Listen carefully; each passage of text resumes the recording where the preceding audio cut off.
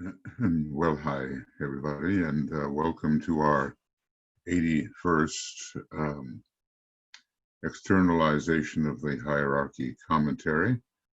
What I notice is that somehow the colors did not get saved on 80, but they will appear in your video. And I just use them to mark and emphasize certain sections, so it's no big deal. But you will see them, but not on the text itself. Basically, DK is talking here about the fact that really excuses were made for the war, but money was behind the whole thing, and the excuses were about saving the world for democracy and fighting the war to end war. But the main motive was self-protection, probably in the beginning of the Tsarist regime, and later of the Russian regime. Self-preservation, really, of the countries in Europe who fought against the Axis. The hope of gain, which was certainly a Nazi motivation, and a Japanese motivation, and the satisfaction of ancient hatreds, as I may have mentioned, the Armenian massacre, the Armenian genocide that Turkey visited upon that small nation, which was distinguished from it by being Christian, with the Turks being Muslims. So once again, the old battle between the Muslims and the Christians.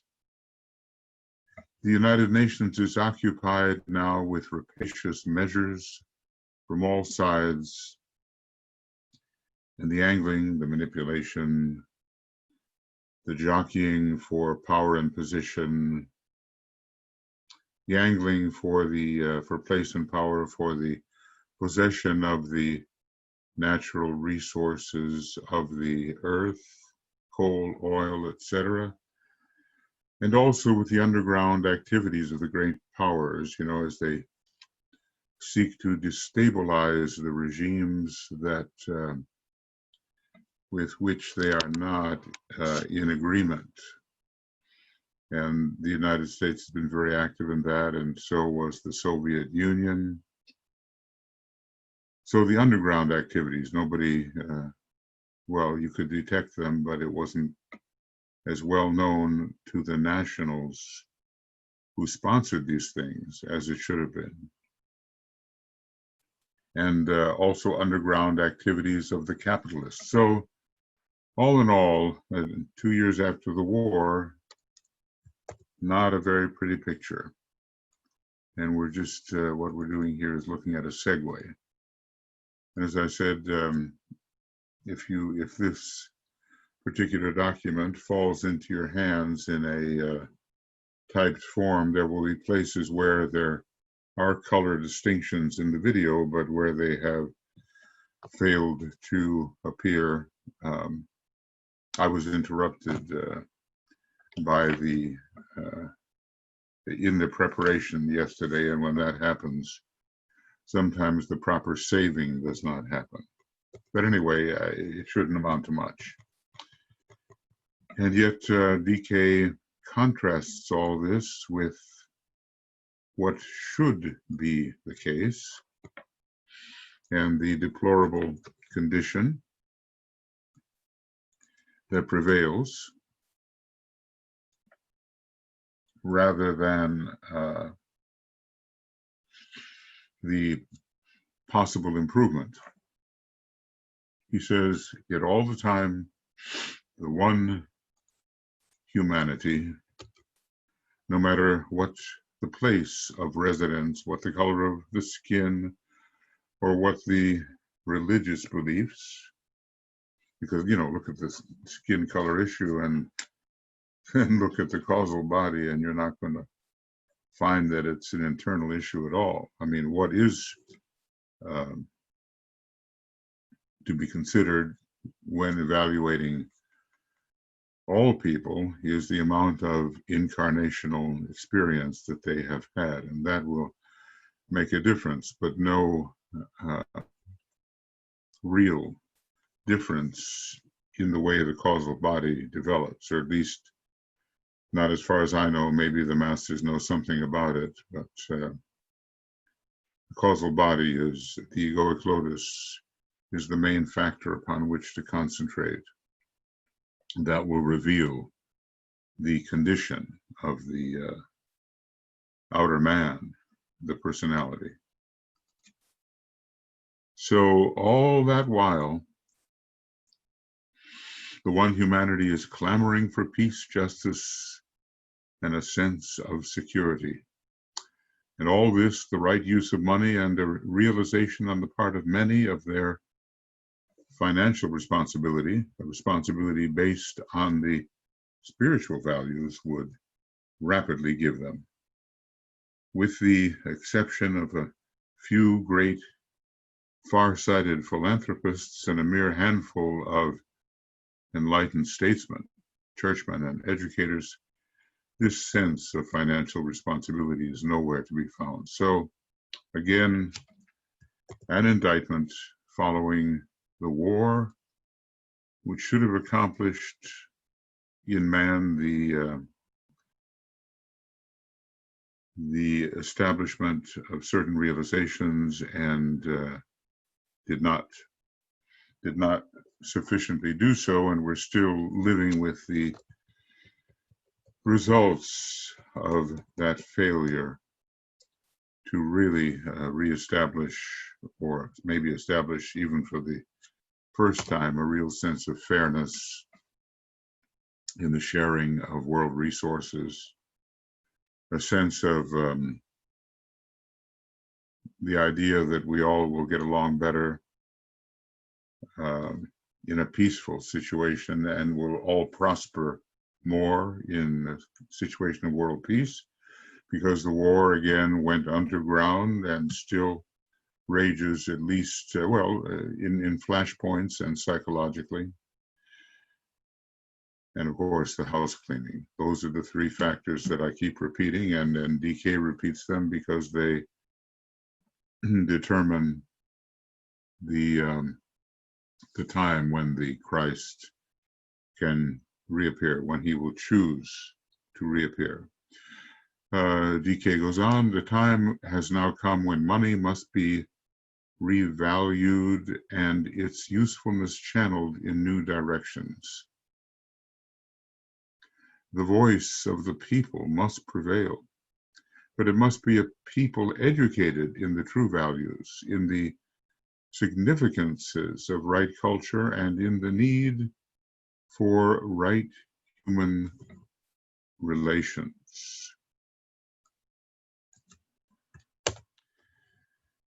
Well, yes, if you give the money over to the uneducated masses, it will not be well used. So the use has to be guided by those who have the welfare of the masses at heart, but are more educated, and then steps must be taken to educate the masses of people so that they will elect to office those who can truly represent them in a positive and intelligent manner. So it is therefore essentially a question of right education, and correct training in world citizenship. Now, this really isn't even happening yet, a thing which has not yet been undertaken, he says back in 47.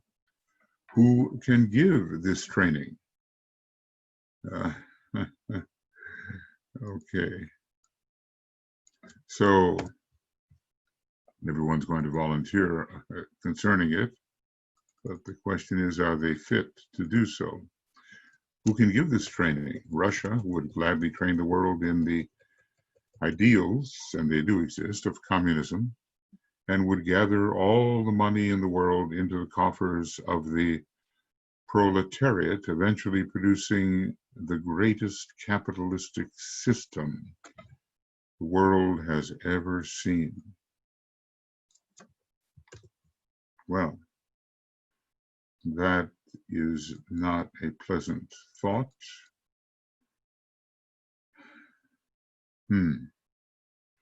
But that was how he saw it at that time. And of course, Russia has released its pursuit of the most extreme types of communism. There have been, or totalitarianism, there have been reforms. And I think we can say that Gorbachev and others, although not maybe as popular in Russia as we think they are, from the Western perspective, they did a great deal of good, so it seems. Great Britain would gladly train the world in the British concepts of justice and fair play.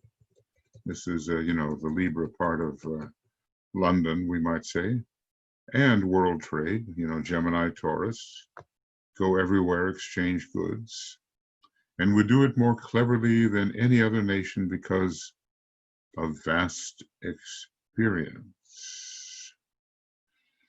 All right, that's what Great Britain would do, or the United Kingdom, maybe as it could be called and is called occasionally.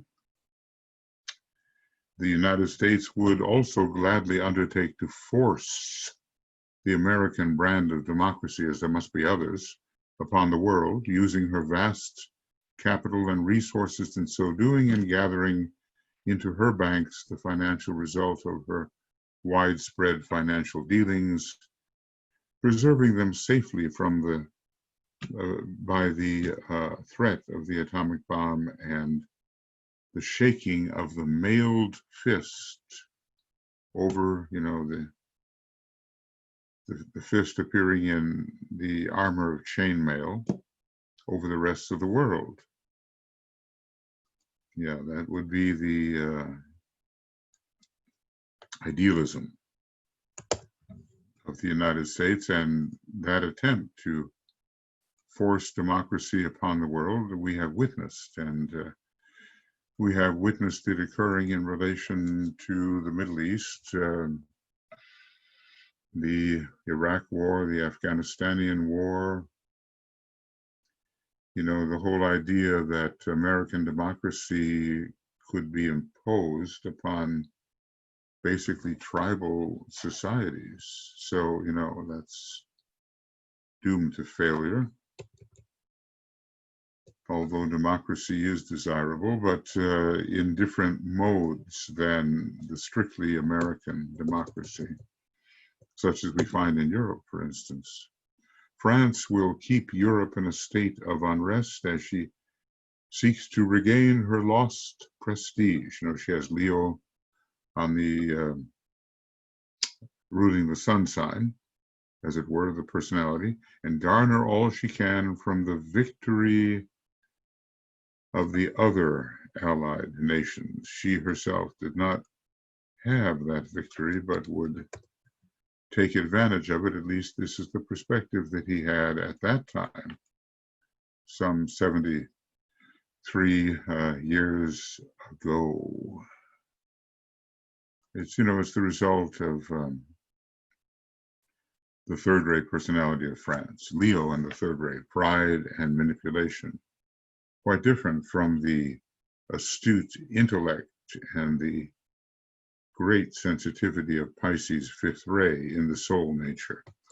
Thus, my brother, the story goes. Each nation fighting for itself and rating each other in terms of resources and finances. I mean, that's how Hitler did it. He looked at nations in terms of their resources, and whether Germany, which was somewhat devoid of sufficient resources, could simply take over the resources of others. Thus, my brother, the story goes, each nation fighting for itself and rating each other in terms of resources and finance. In the meantime, humanity starves, remains uneducated, is brought up on false values and the wrong use of money. Until these things are being righted, the return of the Christ is not possible. So at least we have to start the corrective process. Has it really started? Well, probably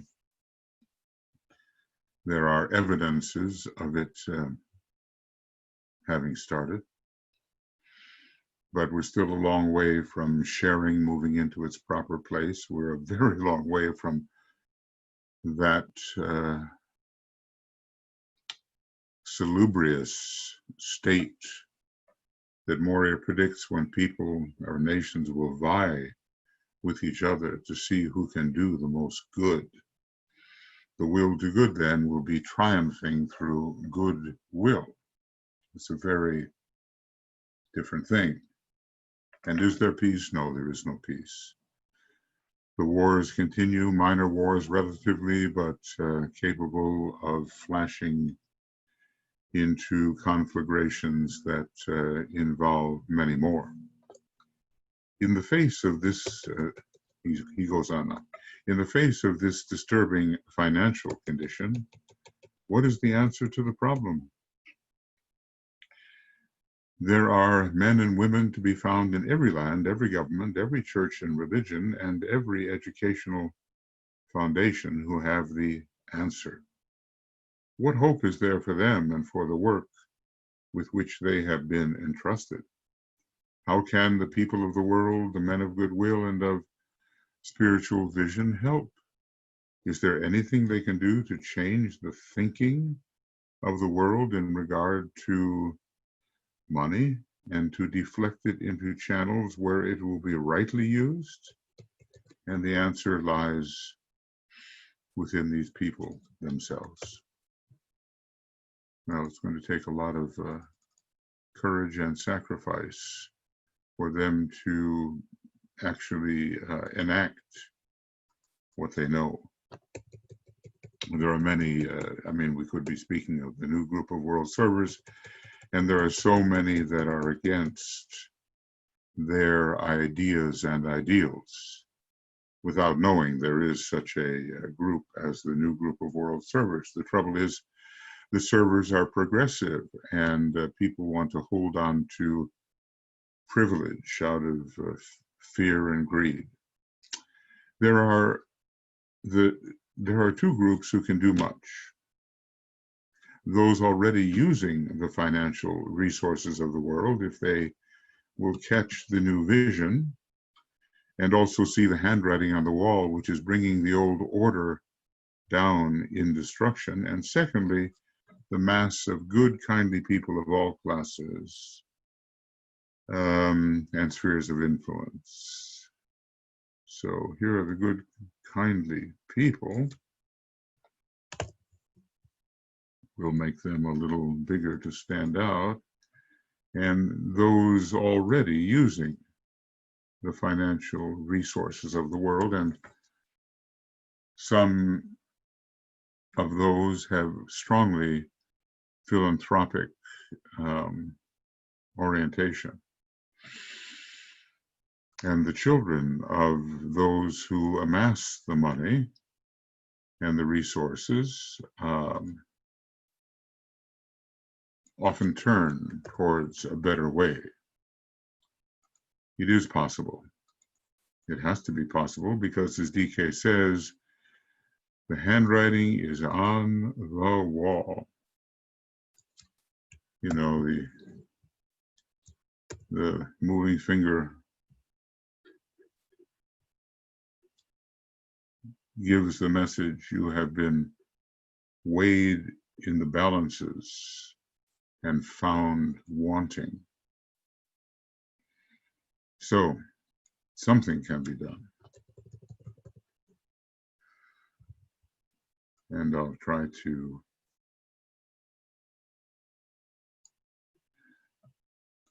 Well, it's hard to know what color to use, you know. Maybe there's no way to use an appropriate color for everything.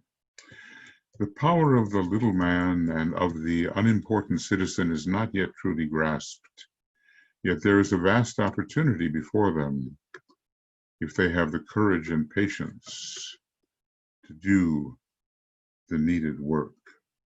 This is to inspire the men and the women of goodwill, whose power is much more than is suspected. These men and women of goodwill and spiritual inclination must reject the thought of their relative uselessness, insignificance, and futility, and realize that now, in the critical and crucial moment that has come, they can work potently. Well, it's still the case.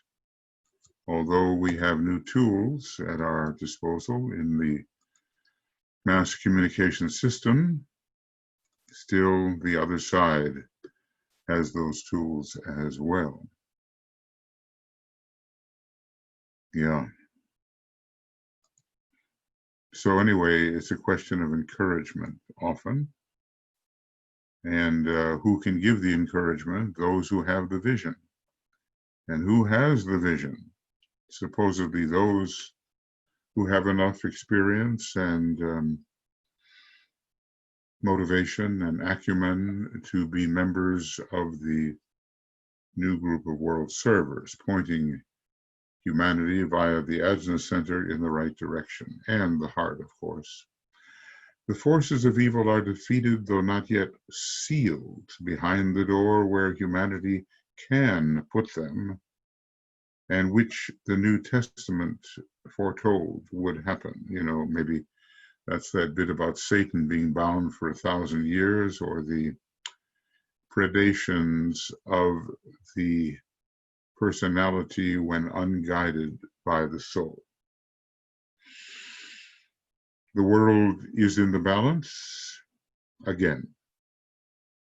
Evil is seeking every avenue available for a new approach, but, and this I say with confidence and insistence, the little people of the world, enlightened and selfless in their viewpoint, exist in sufficient numbers to make their power felt if they will.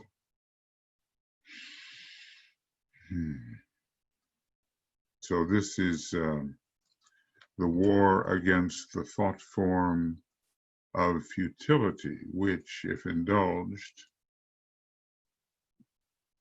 does make it possible for evil to prevail. But that war can be won. And we have to have the confidence, again, confidence in the inner God, that the war can be won. There are millions of spiritually minded men and women in every country who, when they come to the point of approaching in mass formation the question of money, can permanently rechannel it. Well, I think, you know, part of that is going on right now in parallel types of revolutions, social justice, finance, health, all working together to redirect the money in amidst unfair distribution. There are writers and thinkers in all the lands who can add their powerful help and who will, if correctly approached. There are esoteric students and devoted church people to whom appeal can be made for aid in preparing the way for the return of the Christ, particularly if the aid required is the expenditure of money and time for the establishing of right human relations and the growth of goodwill. Well, all of this was foreseen, and in many respects, some of it has been carried out. So many good things have indeed happened in these 73 years.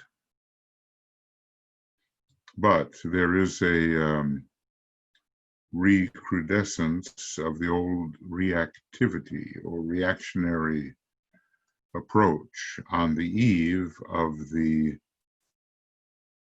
reappearance, or at least on the eve of the Great Conclave, when at least the masters, in their mode of preparing for the reappearance, will be newly energized and will come forth.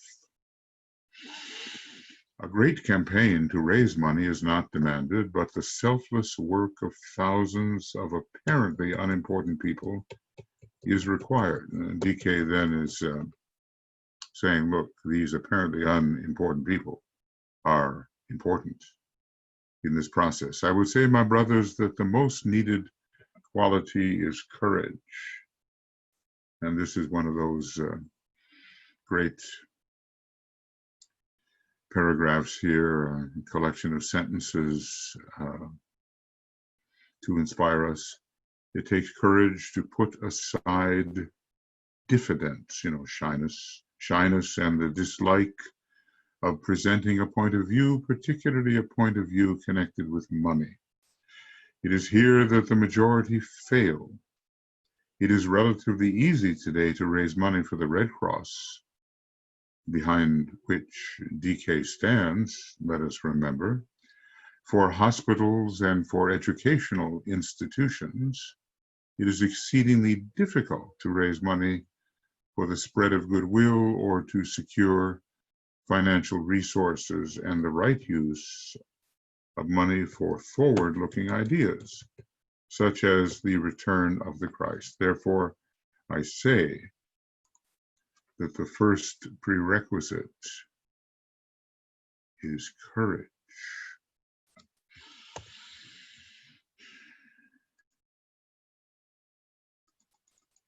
And he says it again, and I think we can question ourselves regarding this and see whether we do have the courage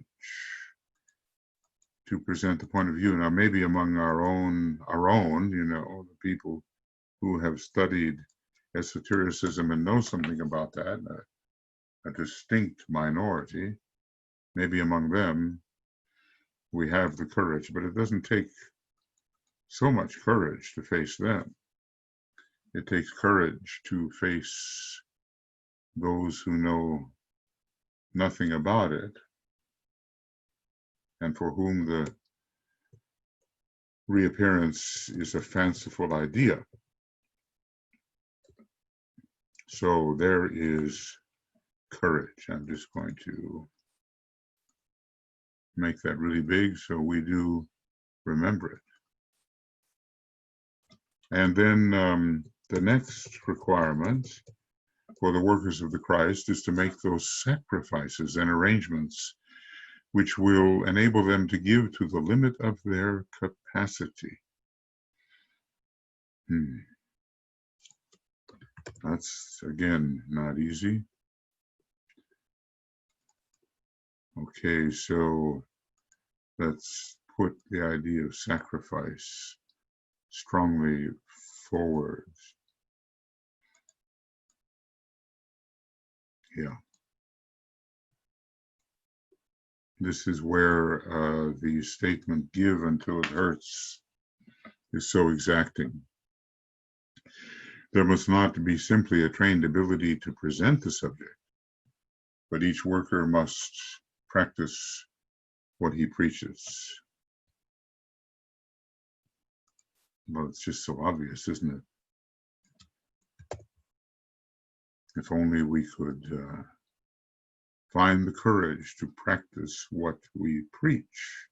There's the courage of presentation, and there is the courage of practicing what we preach. Two kinds of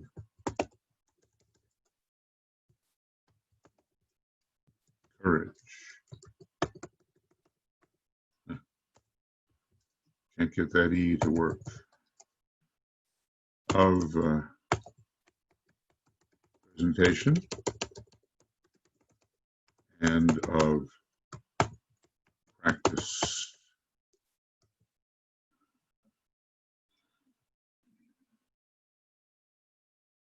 And this is one press and I get 5 E's. Not too good.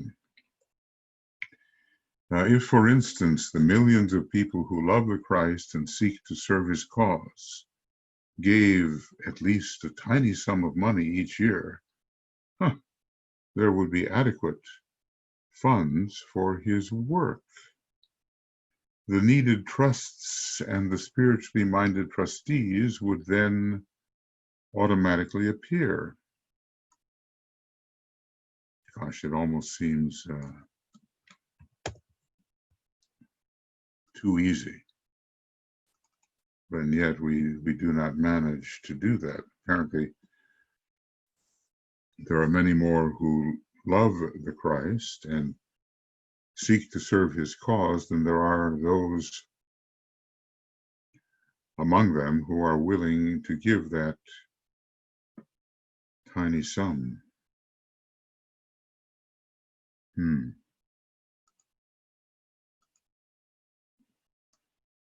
All right.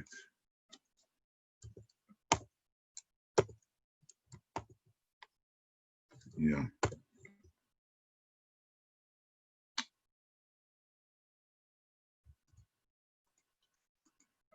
The difficulty is not with the organizing of the money and work, it lies with the seeming inability of people to give. This is a bold statement and a difficult one and a memorable one, isn't it? The difficulty is not with the organizing of the money and the work, it lies with the seeming inability of people to give. For one reason or another, they give little or nothing, even when interested in such a cause as that of the return of the Christ. Fear, or the love of purchasing, or the desire to give presents, or failure to realize that many small sums mount up into very large sums, all these things militate against financial generosity. To those who give all is given. So great teachers like the Christ have given all, and to them all is given. And we don't take the risk to test out that adage. And the reason always seems adequate. The reason which militates against the generosity. Therefore, the second prerequisite for everyone is to give as they can, but really can. And then, of course, one has to know where to give. There will be those trusts. I'm thinking of the Lucis Trust, and that idea has been, taken up by them, and but then again, they have not over the years received what they must to build up the kind of trust fund that DK is calling for here. They have not. So it's the lack of generosity of the people that prevents them from receiving the bounty of the world.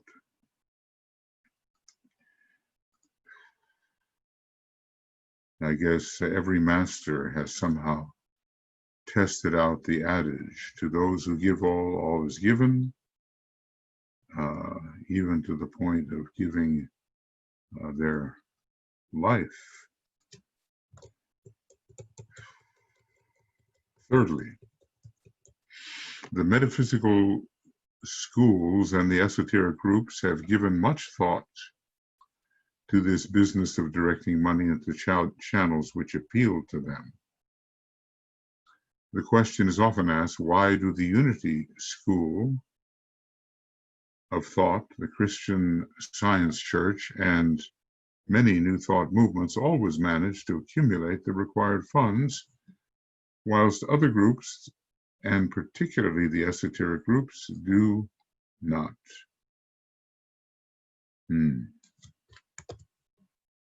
Not such a pleasant picture. Maddeningly unpleasant, especially since the message that the esoteric groups have is so needed. Why do the truly spiritual workers seem unable to materialize what they need? Now, this one will be part of the other.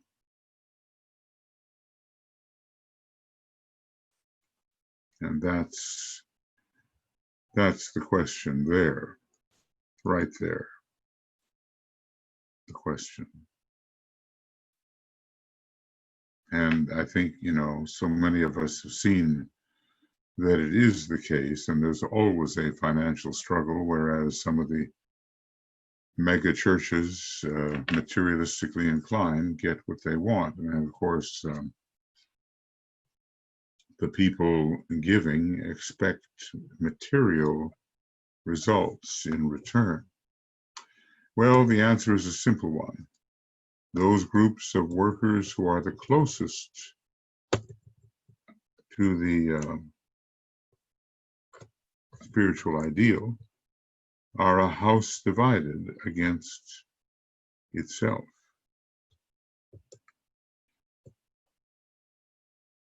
Their main interest is on abstract spiritual levels. They should talk to Gurdjieff, He had that too, but he always knew, with a very strong first ray, third ray, how to acquire the resources when they were needed. The answer is a simple one. Those groups and workers who are closest to the spiritual ideal are as a house divided against itself. Their main interest is on abstract spiritual levels, and they have not apparently grasped the fact that the physical plane, when motivated from spiritual levels, is of equal importance. Well, how do we feel about that? Does that apply to us? I know at times it has certainly applied to me. Keen interest in what may be found maybe in Cosmic Fire or some of the abstruse books, but what about helping to turn the physical plane really spiritual?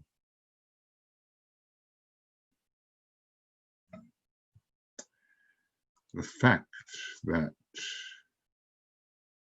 the physical plane is of equal importance to the abstract, abstruse levels.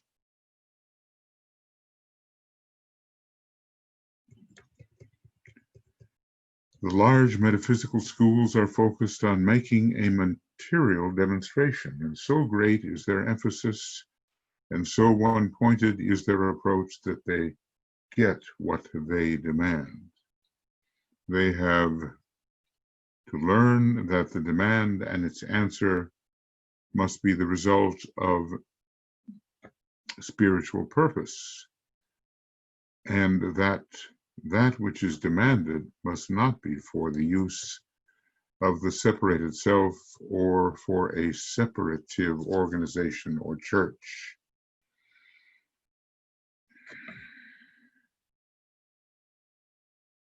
Yeah, well, they have something and the courage to speak of what is needed. I remember a very strong fundraiser saying she just loved to talk about money and to fulfill the need to fulfill the need, that which she would present in a most inspiring way. In the new age, which is upon us prior to the return of the Christ, the demand for financial support must be for the bringing about of right human relations and goodwill, and not for the growth of any particular organization. The organization so demanding must work with a minimum of overhead and central plant, and the workers for a minimum yet reasonable salary. Not many such organizations exist today. I know that Mary Bailey did her best to ensure that the Lucis Trust was one of them, but the few now functioning can set an example which will be rapidly followed as the desire for the return of the Christ grows. Therefore, the third prerequisite is the service of the one humanity, not the service of any particular separative group, maybe no matter how valuable that group's contribution may be. There's a larger motive here. Okay, so this is the demand, and we'll put that in there in a larger bolding so that it stands out.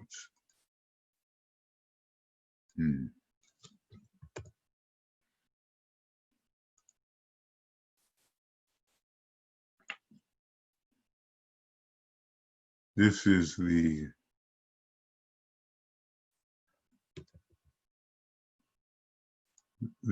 the true story, and shows the adjustments that have to be made in the metaphysical churches and organizations, and the adjustments to be made in the truly esoteric groups. Each has what the other needs. One wants to dwell on this, and of course, these particular paragraphs have been consistently abstracted and utilized in the history of the Lucis Trust and Arcane School, and probably many of us are familiar with them. And the fourth prerequisite must be the careful preservation of the cause for which financial support is required.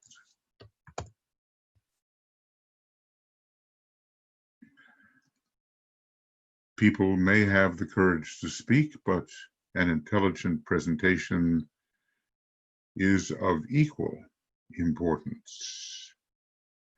The major point to be emphasized in the preparatory work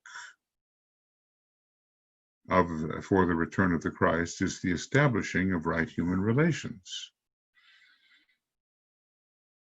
This has already been started by men of goodwill all over the world under many names, and here I have not but indicate, and here I have done naught but indicate another motive for presentation. So, careful presentation of the cause.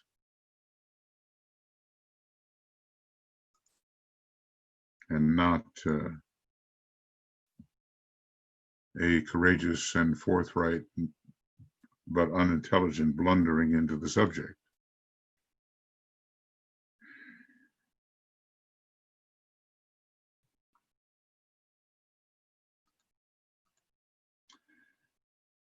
Intelligence is of equal importance to the courage. Yes.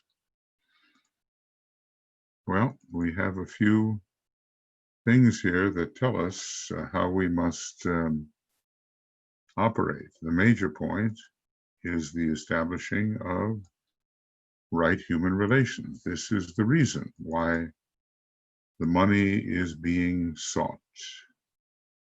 This is the reason. There is quite a list here of prerequisites.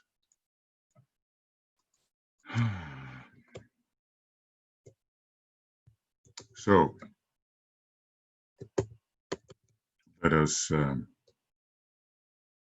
look at this one. We come now to the fifth prerequisite, a vital and sure belief in humanity as a whole.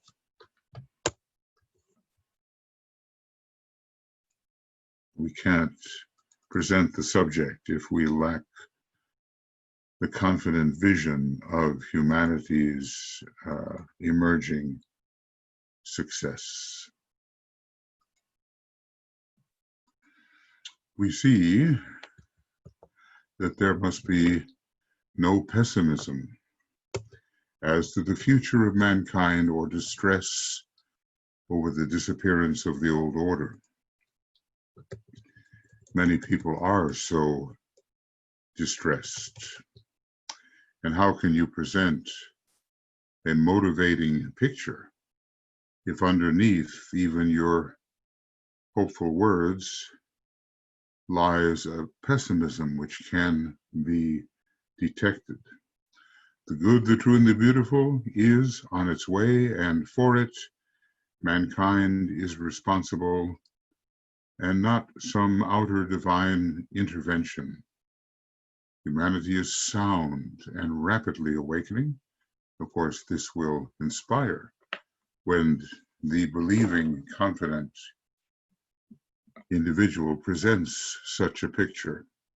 We are passing through the stage where everything is being proclaimed from the housetops, as Christ stated would be the case. And as we listen or read of the flood of filth, crime, sensual pleasure, or luxury buying, we are apt to be discouraged. It is wise to remember that it is wholesome for all this to come to the surface under Pluto before the reappearance of the Christ, we realize, and for us to know about it. It is like the psychological cleansing of the subconscious to which individuals submit themselves, and it presages the inauguration of a new and better day. Well, it takes courage to face the very objectionable things that are stored within our nature, but there they are. And it's better to be cleansed than to imagine they don't exist and project them onto other people who may not even be as severely afflicted as we are.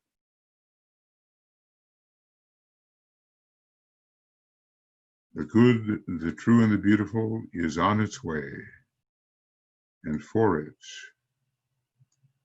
humanity is responsible. I mean, we have to be, there's something in the presenter which carries the note to which people can and will respond. It's not just the words, is it?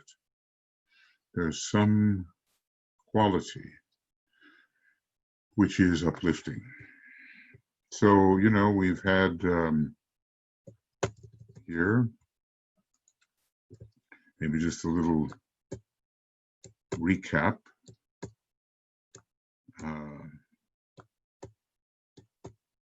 So this is we've got to make these strong so they stand out.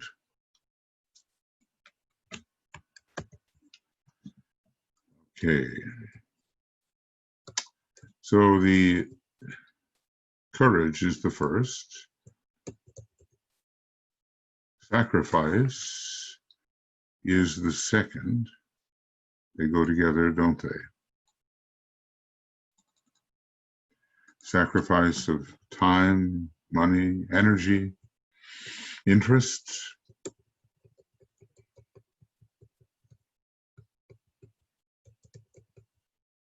So giving as one can, that's the sacrifice. Thirdly, and a more down-to-earth attitude. What can we say? Caring, about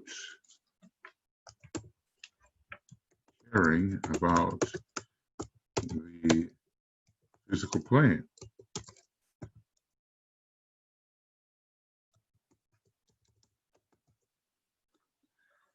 Caring about that, and not only the lovely, intricate, abstruse matters which can feed mental pride, not only those things.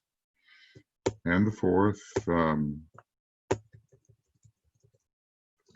the careful presentation of the cause.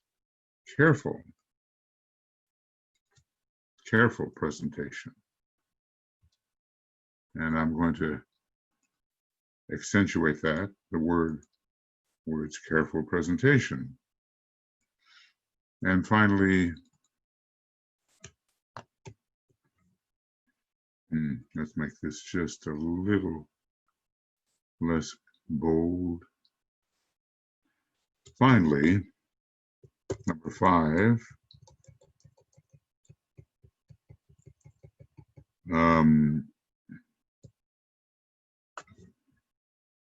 a vital and sure belief in humanity as a whole, and we want to call this maybe confidence. Confidence in humanity. No pessimism. It will be detected,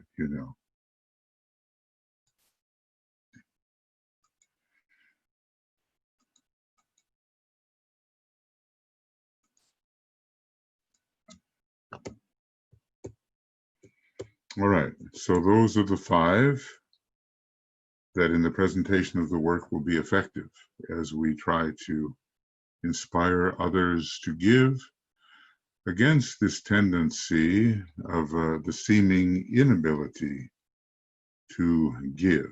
There is work to do, says the Tibetan.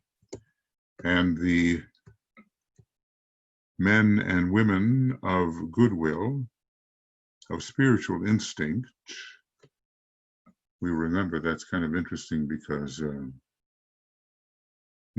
he uses those 2 terms when dealing with the first initiation.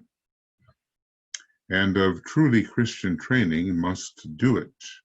They must inaugurate the era of the use of money for the spiritual hierarchy and carry that need into the realms of invocation. There is work to do. And the little person of goodwill must recognize that he or she is capable of participating in the doing of that work. Invocation is the highest type of prayer there is, and a new form of divine appeal which a knowledge of meditation has now made possible. To this end, I would give you a short form of spiritual demand, which I would ask you all to use in place of any prayer, meditation, or invocation for money, which you have hitherto used. It is short and possible and powerful, but requires a unified group and a truly integrated personality to use it. Invocation. Let's see if this has found its way into some of the other books.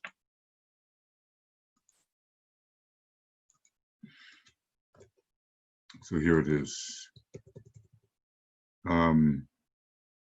So ... you know. But I think he for whom the whole world waits has said that whatsoever shall be asked in his name, and with faith in the response shall see it accomplished. He says, I ask that the needed vast sums be made available. May this potent energy of thine be in the hands of the forces of light. Maybe it's that one. I'm not sure I've just said it entirely correctly, but those ideas are there. I have naught to add in the way of an appeal for funds, courage, or understanding. If the courage of the Christ as he faces return to the physical outer world, if the need of humanity for right human relations and the sacrificing work of the disciples of the Christ are not enough to fire you and to energize you and those whom you can reach, there is nothing that I can say which will be of any use.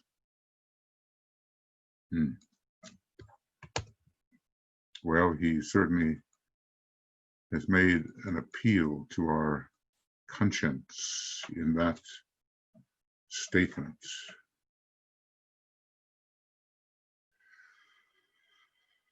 So those are the things to keep in mind. The courage of the Christ. And he tried to help to put our thought, direct our thought towards the mind of the Christ as he contemplates the extremely difficult task of bringing his intention to fruition over the Aquarian age. Then, of course, human need is constantly referenced, and that need is really for right human relations and the sacrificing work of those who are truly disciples of the Christ, and by that we have to mean also the masters of the wisdom, are not enough to fire you and to energize you. Then he says, well, what then more can be done? So just pause on that for a moment. The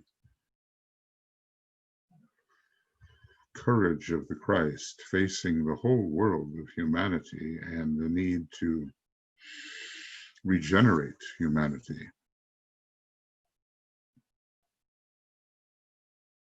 And the need, unsuspected by so many human beings, of right human relations between themselves,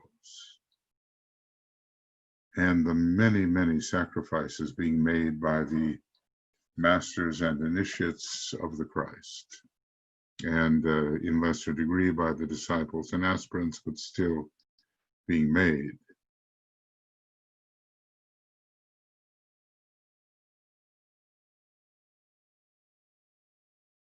So he seeks to fire us up, charge us with the will to good as it becomes love in action or goodwill, and keeps us working with great persistence.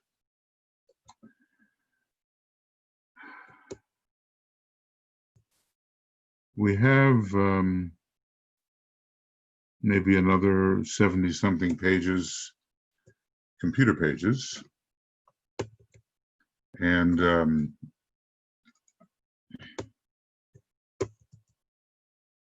another 70 pages, roughly, to go before the completion of this book. Now, he has jumped from 1947, was it June 47?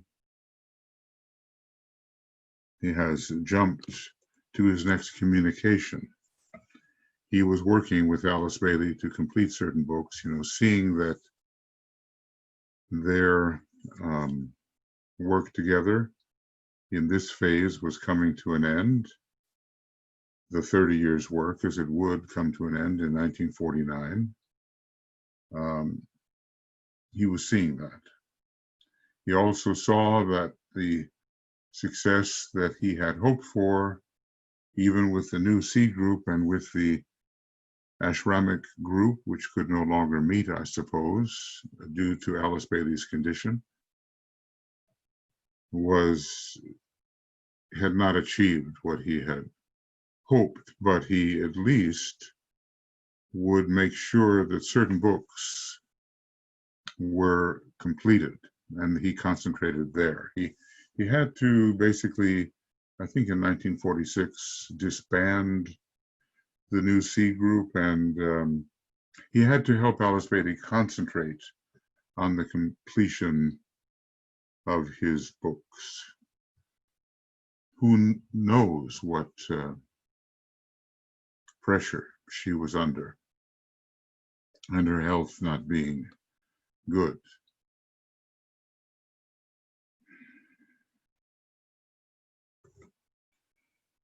And maybe there were, as in the case of Blavatsky, some intended books, some completions which were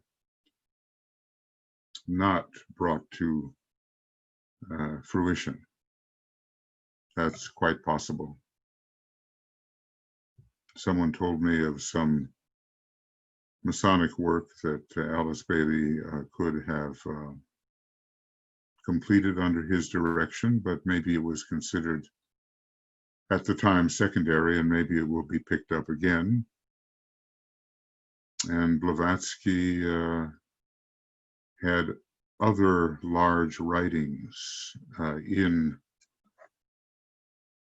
the channel of those to be written.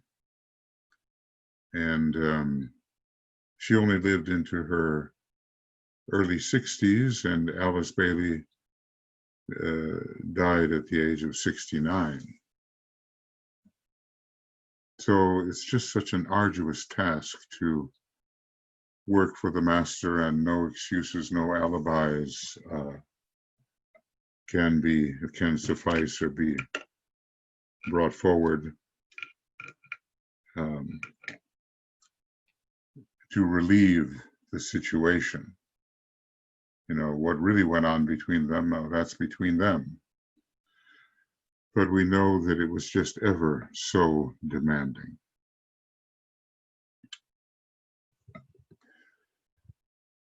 Well, coming up here next, and my hope is that this time the distinctive colors or the color coding will be preserved.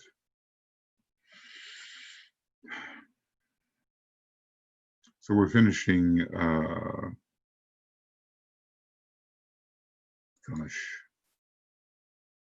let's just see here. How far did we go?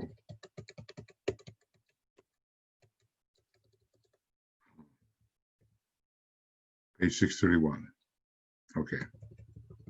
So from 626 to 631. That's what we've done here.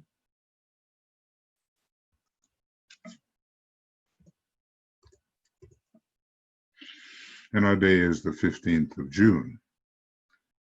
And it's going to be approximately 1 hour, maybe, and a few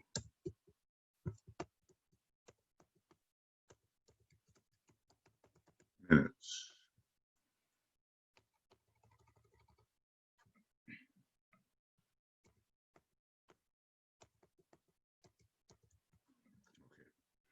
Now we'll start with program number 82 shortly, hopefully today.